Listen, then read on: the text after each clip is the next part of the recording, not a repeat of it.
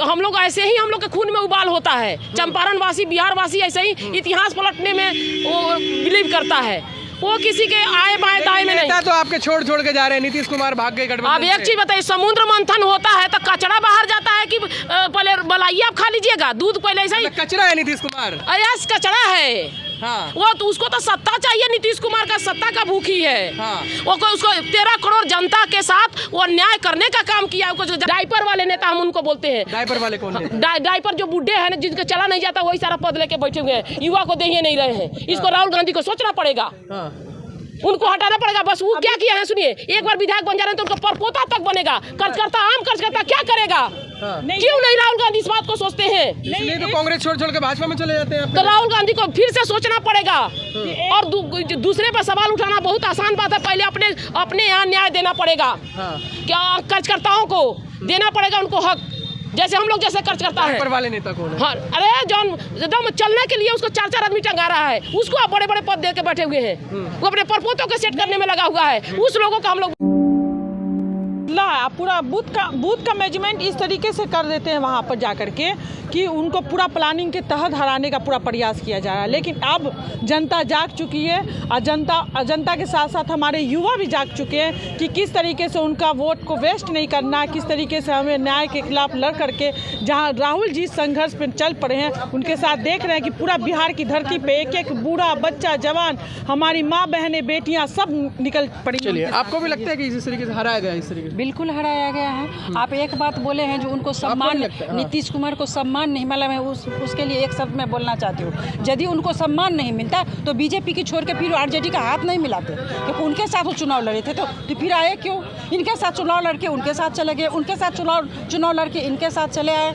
उनमें ऐसे इंसान का तो कोई अस्तित्व ही नहीं है जो पूरे जनता को धोखा दे करके, पूरे बिहार की जनता को धोखा दे करके उन्होंने बीजेपी के साथ हाथ जोड़ करके जनता को करारा जवाब दिया है। आप जनता जवाब देगी। इस बार किस तरह से जवाब देंगे? आप बिहार से हैं।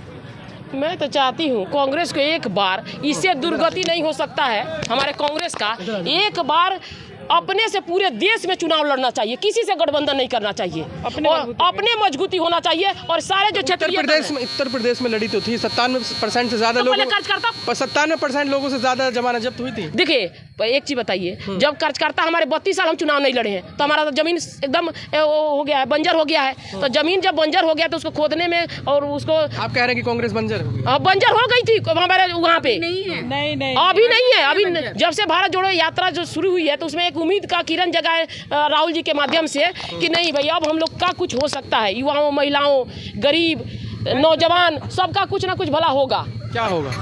रोजगार मिलेगा, महंगाई कम होगी, महिलाओं को सम्मान मिलेगा और युवाओं का रोजगार मिलेगा। ये कौन बड़ी बात हो गई उनके हक के लिए। हाँ, लेकिन और चाटुकारिता से भी मुक्ति चाहिए। चाटुकार कौन है? चाटुकार जो आए हैं कुछ यहाँ पे कांग्रेस पार्टी में, पुराने नेता हैं। हाँ, जो डायपर वाले नेता हम उनको बोलते हैं। डायपर वाले कौन है? डायपर जो बुढ़े हैं ना, जिनके चला नहीं जाता, वही सारा पद लेके बैठे हुए हैं, युवा को दे ही नहीं रहे हैं। इसको राहुल गांधी को सोचना पड़ेगा, उनको हटाना पड़ेगा। बस वो क्या किया है सुनिए, एक बार विधायक बन जा रहे हैं तो उनका परपोता तक बनेगा। कर्जकर्ता, आम कर्जकर्ता क्या करेगा? क्यों नहीं राहुल गांधी इस बात को सोचते हैं? नहीं तो कांग्रेस छोड़ के भाजपा में चले जाते हैं। तो राहुल गांधी को फिर से सोचना पड़ेगा। और दूसरे पर सवाल उठाना बहुत आसान बात है। पहले अपने यहाँ न्याय देना पड़ेगा। क्या कर्जकर्ताओं को देना पड़ेगा उनको हक, जैसे हम लोग जैसे खर्च करता है। पर वाले नेता कौन है? हाँ, अरे जॉन एकदम चलने के लिए उसको 4 आदमी टंगा रहा है, उसको आप बड़े पद दे के बैठे हुए हैं। वो अपने परपोतों को सेट करने में लगा हुआ है। उस लोगों का हम लोग विरोध करते हैं। नहीं, कांग्रेस वो कहते कांग्रेस को सींचा है उन लोगों ने। अरे सींचा है तो भाई तुम मौका दो ना कर्जकर्ताओं को। अगर सींचे, अगर सही माने में सींचे हो तो तुमको देने का भाव होगा। अगर तुम नहीं सींचे हो, तुम खाली मलाई मारे हो, तो तुम अपने परपोतों को बनाने का काम करोगे। एक मामूली कार्यकर्ता भी इस दिन रात मेहनत करके एक झंडा उठाता है, जय जय बोलता है, यही सोच करके कि आज मैं उनको आइडियल मान रहा हूँ, आजकल मैं उनके पीछे खड़ा रहूँगा। लेकिन इस चटकारता के कारण उन युवाओं को वो हक नहीं मिलता है, वो सम्मान नहीं मिलता है कि आज वो जिंदगी भर पीछे लाइन में। इस मामले में आप मानते हैं कि भाजपा बेहतर है? अब नहीं सुनिए कि सुने, इस बात पे हम नहीं मानेंगे।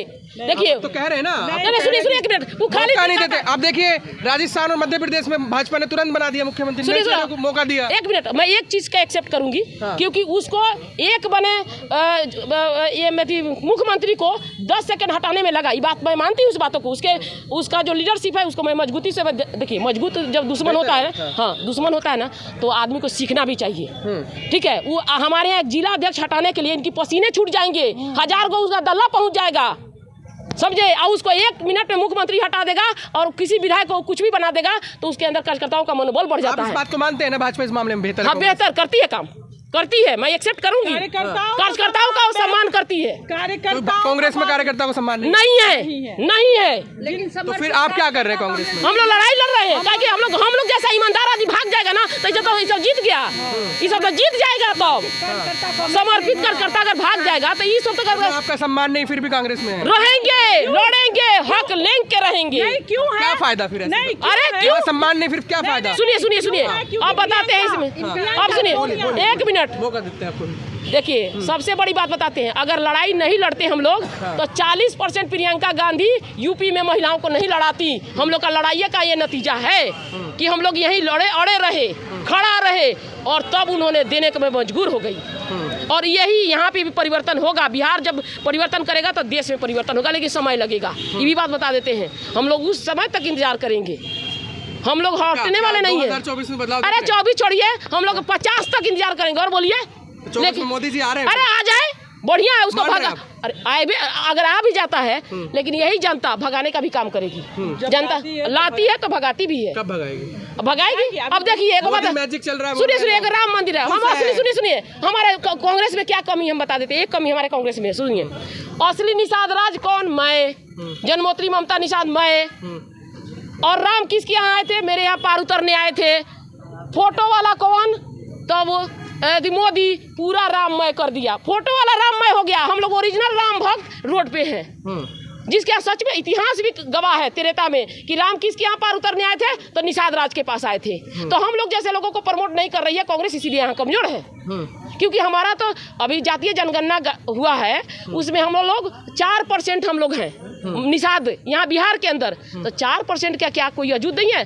76 सालों में एक टिकट एमपी का नहीं दिया, एक टिकट विधानसभा कह रही है ना, सबका साथ सबका विकास, हिंदू मुस्लिम सिख सबको साथ। मैंने तो यही बात लिख रही हूँ, पार्टी में भी लिखती हूँ कि भैया आप उसके तरह जातीय समीकरण साध के दो, हर जगह संगठन में भी दो। इतनी बेहतर है भाजपा, तो आप चली जाइए वहाँ पे। क्यों जाए? काहे जाए? उसका नीति मुझे पसंद नहीं है, वो रेडिकलाइजेशन वाला राजनीति करता है। यहाँ सबका सम्मान, सबका विकास होता है। यहाँ पे विचार उनका सही नहीं है, उनका विचार उनका सही नहीं है। अच्छा, राहुल गांधी और मोदी जी में क्या फर्क देखते हैं? बहुत देखिए, जमीन आसमान का फर्क है। देखिए राहुल जी सबको समझते हैं और वो हिटलर शाही टाइप का डिक्टेटरशिप चलाते हैं। वो समझने और सुनने का काम जरूर करते हैं और उसी दे आदेशपाल हैं। अरे राहुल गांधी सबका सुनते हैं, लेकिन हमारे प्रधानमंत्री मोदी जी अपना मन का सुनते हैं। सबका सुनने वाले नेता हमें चाहिए, मन का सुनने वाले चाहिए। सुनते हैं राहुल गांधी सबका? जी सुनते हैं। और आप जो ये बार बार कह रहे हैं, देखिए मीडिया कर्मी होते हैं जो बात को तोड़ मरोड़ करते हैं। एक बात आप बार बार बोल रहे हैं कि अगर आपका सम्मान यहाँ नहीं मिल रहा है तो आप दूसरे पार्टी में चले जाइए, बीजेपी में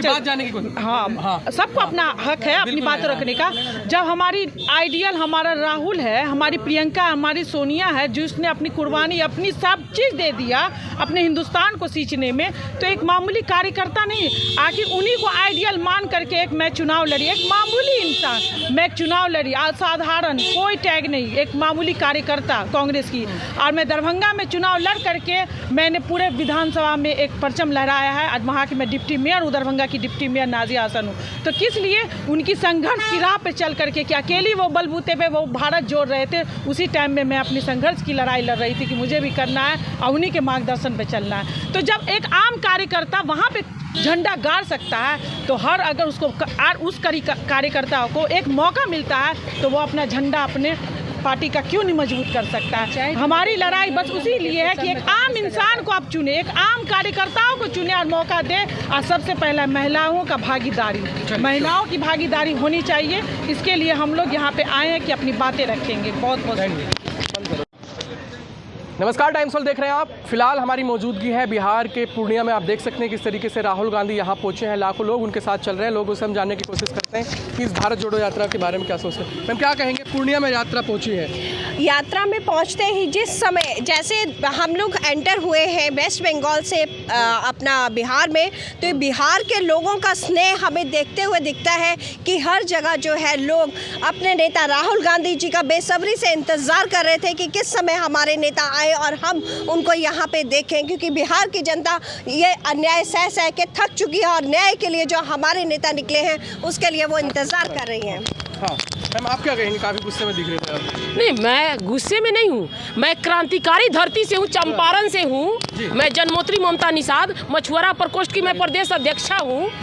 और हम लोग ऐसे ही, हम लोग के खून में उबाल होता है। चंपारण वासी, बिहार वासी ऐसे ही इतिहास पलटने में वो बिलीव करता है।